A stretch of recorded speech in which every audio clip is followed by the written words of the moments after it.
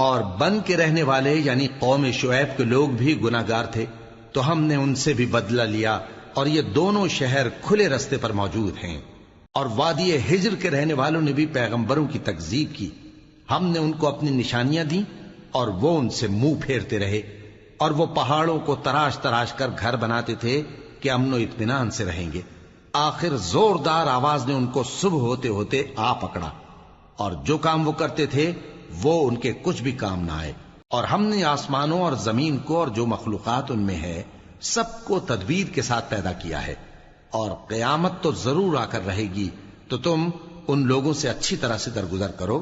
کچھ شک نہیں کہ تمہارا پروردگار ہی سب کچھ پیدا کرنے والا ہے، جاننے والا ہے۔ اور ہم نے تم کو 7 آیتیں جو نماز میں دہرا کر پڑھی جاتی ہیں، یعنی سورہ الحمد اور عظمت والا کلام عطا فرمایا ہے۔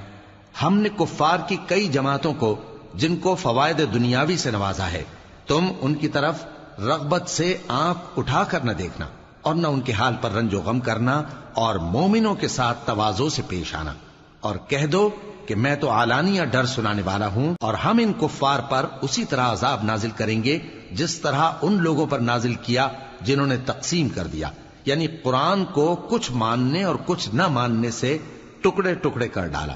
سو تمہارے پروردگار کی قسم ہم ان سے ضرور پرسش کریں گے ان کاموں کی جو وہ کرتے رہے۔